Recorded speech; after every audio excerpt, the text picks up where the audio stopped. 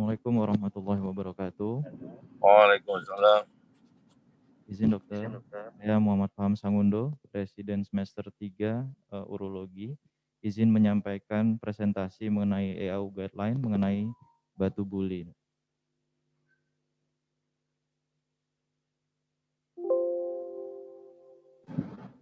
EAU EAU ya Dokter Faham ya. siap dokter. EAU EAU Guidelines. Guideline dokter. Ya. Guideline ini pertama kali dipublikasikan pada tahun 2019 menggunakan referensi dari publikasi tahun 1970 sampai Desember 2018, dan untuk guideline yang direvisi di 2020 menggunakan update referensi sampai Februari 2019.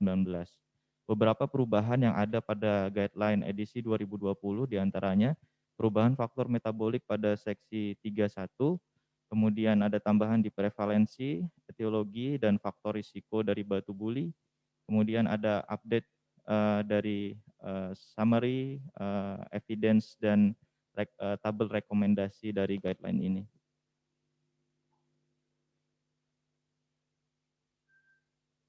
Batu buli terjadi kira-kira 5% dari seluruh batu saluran kemih dan bertanggung jawab terhadap mortalitas 8% mortalitas akibat batu saluran kemih. Prevalensi tampak lebih banyak pada laki-laki dengan perbandingan 10:1 dan 4:1. Bahkan pada daerah di India, pada batu buli primer ditemukan perbandingannya sampai 33:1. Laki-laki lebih banyak daripada wanita. Kemudian untuk distribusi berdasarkan usia, dia bersifat bimodal, yaitu pada usia 3 tahun dan usia 60 tahun. Batu buli dapat diklasifikasikan sebagai batu buli primer, sekunder, dan batu migrasi. Kemudian untuk batu primer ini ditandai dengan tidak adanya tidak adanya tidak adanya tidak adanya kelainan baik anatomis maupun fungsional dari buli, dan biasanya terjadi akibat faktor hidrasi yang kurang, diare berulang, dan defisiensi dari protein hewani. Untuk batu buli sekunder yang terbanyak disebabkan atau terjadi pada obstruksi dari bladder outlet sekitar 45-79%. Kemudian ada pada disfungsi dari buli yang bersifat neurogenik, ada bakteriuria kronik, kemudian benda asing, divertikula, augmentasi buli, dan diversi urin. Untuk batu migrasi, biasanya didapatkan ada riwayat dari batu di saluran kemih atas dan juga ada beberapa faktor-faktor risiko yang mana apabila terjadi perpindahan batu ke bawah, maka dia akan menjadi nidus dari batu buli.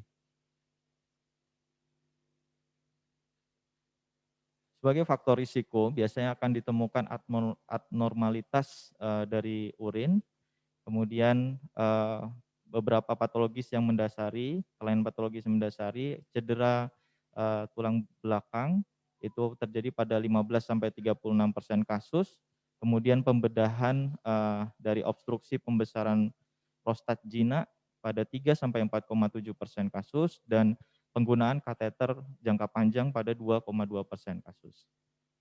Temuan abnormalitas urin diantaranya untuk kasus dengan retensi urin kronis dan juga pembesaran prostat jinak, ditemukan adanya asam urat yang tinggi pada urin, kemudian kandungan magnesium yang rendah, dan juga pH yang rendah. Kemudian juga ditemukan pada batu buli primer volume urin yang rendah pada 49% pasien, kemudian kandungan sitrat yang rendah pada urin 89,5% kasus, dan hiperoksaluria pada urin. Kemudian ditemukan juga pada batu buli primer kandungan kalsium dan konsentrasi uromukoid yang lebih tinggi dibandingkan yang tidak ada batu. Kemudian pada kasus batu buli dengan komposisi asam urat dan kalsium oksalat ditemukan volume urin yang lebih rendah dan konsentrasi yang seimbang antara kalsium oksalat dan asam urat serta adanya kristal pada urin. Untuk analisa batu pada 86 pasien dengan yang menjalani operasi obstruksi akibat pembesaran prostat jinak ditemukan batu merupakan suatu batu kalsium pada 42% kasus, kemudian batu infeksi pada 33% kasus, batu urat pada 14% dan campuran sebanyak 10% kasus. Ini adalah faktor-faktor risiko yang dapat digali, yang disarankan digali pada guideline ini, dan faktor risiko ini tercantum pada guideline urolitiasis. Beberapa faktor umum diantaranya ada onset urolitiasis pada usia muda, kemudian ada riwayat keluarga dengan batu, adanya kandungan batu brusit, kemudian kandungan batu asam urat dan juga batu infeksi, kemudian pada ginjal soliter. Beberapa penyakit yang berhubungan dengan pembentukan batu diantaranya hiperparathyroidism, metabolic syndrome, nephrocalcinosis, polycystic kidney disease, dan penyakit gangguan gastrointestinal diantaranya yang mengalami rondisis, gangguan malabsorpsi, dan enteric hiperoxaluria, dan pasien-pasien menjalani pembedahan bariatrik. Peningkatan level vitamin D juga berperan, sarkoidosis, kemudian cedera tulang belakang, dan neurogenic bladder. Beberapa faktor genetik yang berhubungan diantaranya sistinuria, hiperoxaluria primer, renal tubular acidosis, dihidroksiadenuria, cystic fibrosis. Kemudian ada juga obat-obatan yang menjadi faktor risiko dari pembentukan batu.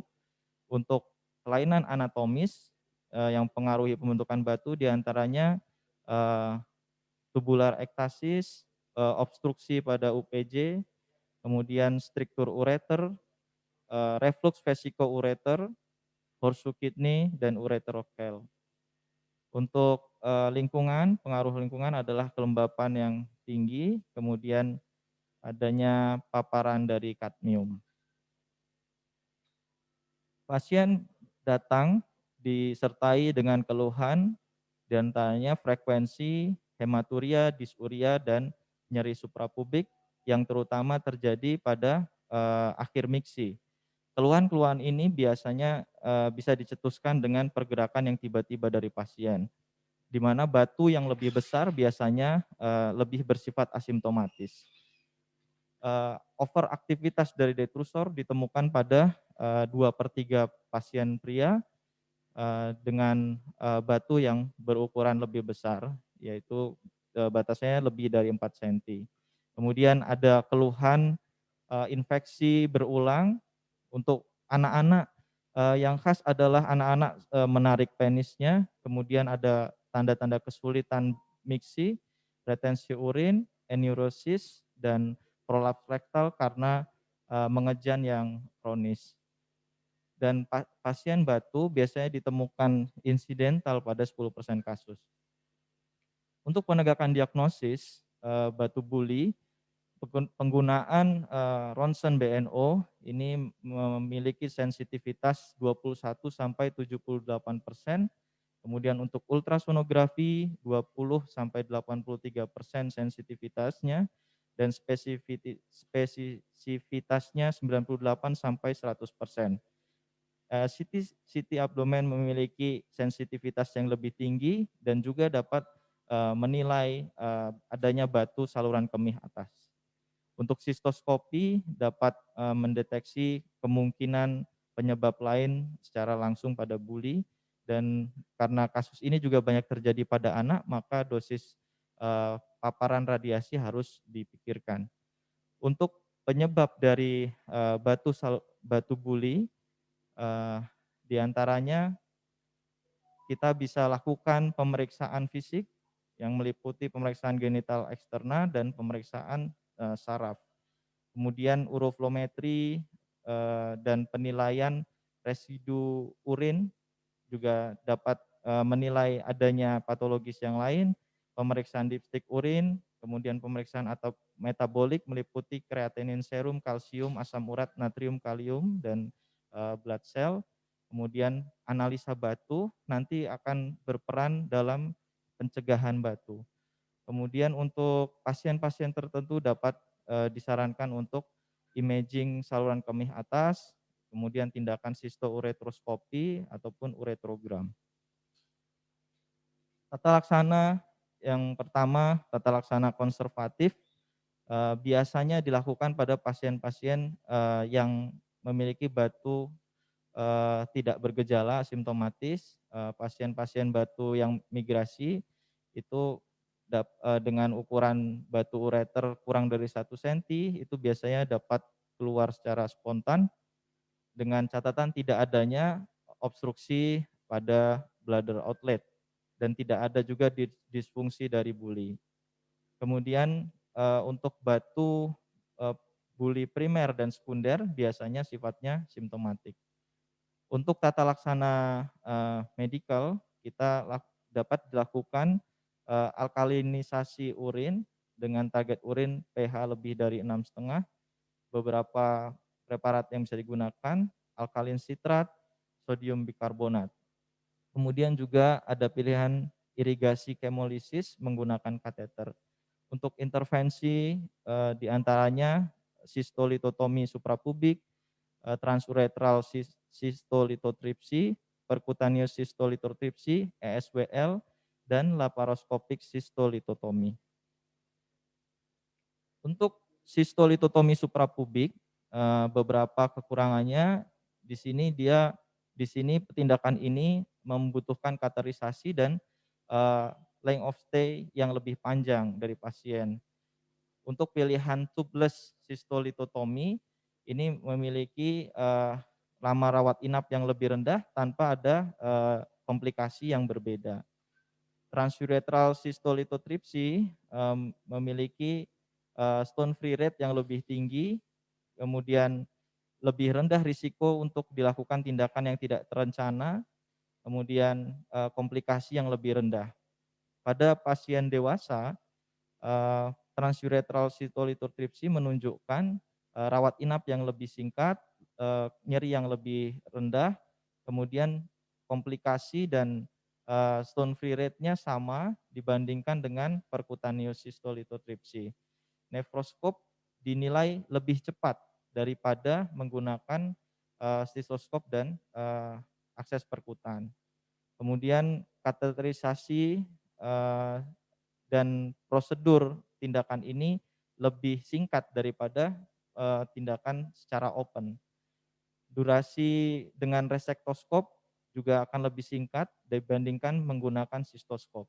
Pada anak-anak, transuretral sistolitotripsi menunjukkan rawat inap yang lebih singkat dan kateterisasi yang lebih singkat dibandingkan operasi terbuka dengan stone free rate dan komplikasi yang sama.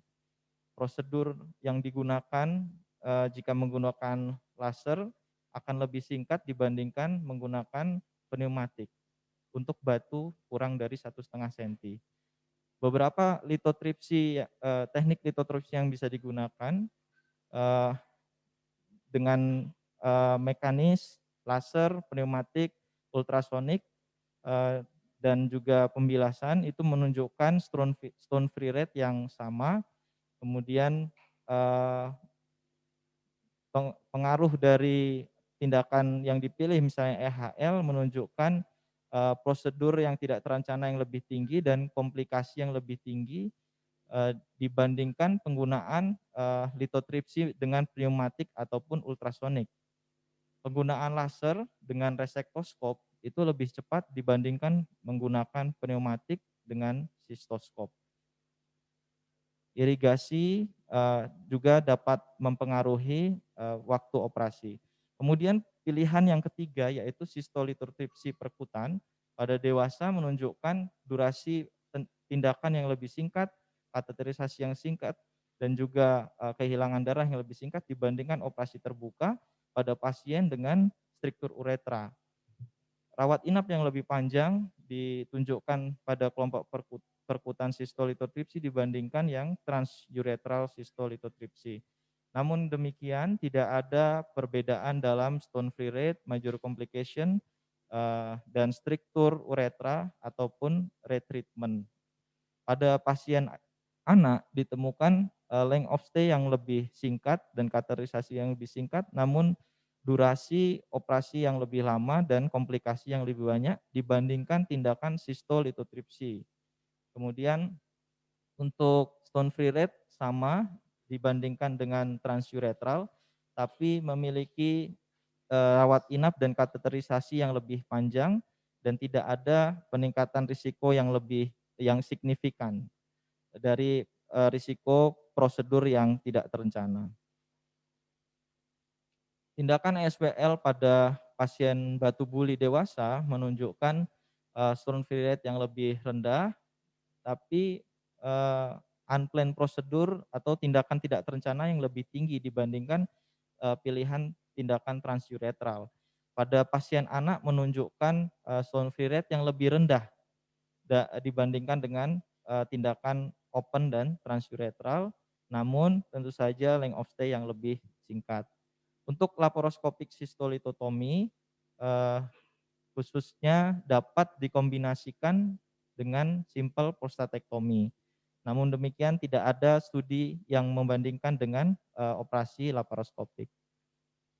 Pada batu buli yang disebabkan obstruksi bladder outlet, batu buli biasanya menjadi indikasi dari tindakan intervensi pembedahan pada prostat, dan antara pilihan TUR dan medical management menunjukkan pada grup medical management tidak ada kekambuhan, dan 34% pasien di grup TUR memiliki residu urin yang tinggi.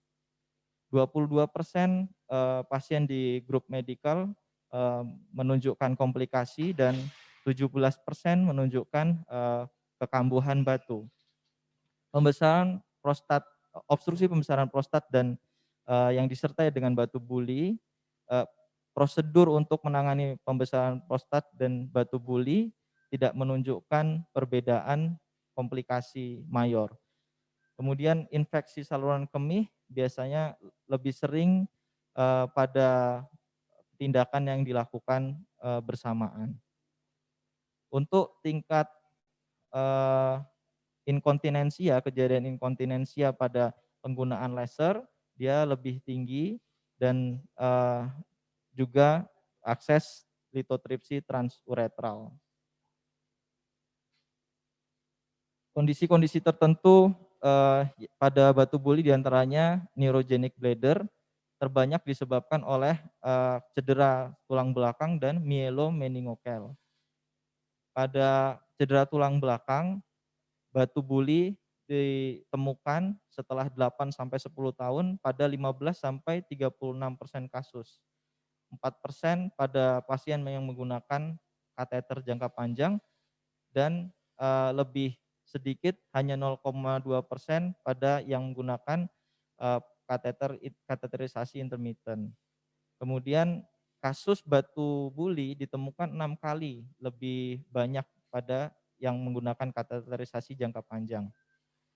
Untuk kekambuhan batu pada pasien neurogenic bladder itu ditemukan 16% per tahun. Irigasi buli 2 kali seminggu dapat mengurangi pembentukan batu buli dan juga ISK yang bergejala. Pada kasus augmentasi buli, insidensi terjadinya batu buli ditemukan pada 2-44% pasien dewasa dan 4-53% pasien anak. Insidensi setelah 10 tahun itu berkisar 36%, kemudian pembentukan batu setelah 24-31% pasca sistoplasti pada dewasa, dan pada anak-anak terjadi 25-68 bulan. Peningkatan risiko dari pembentukan batu buli terjadi pada sistostomi vesiko-entero.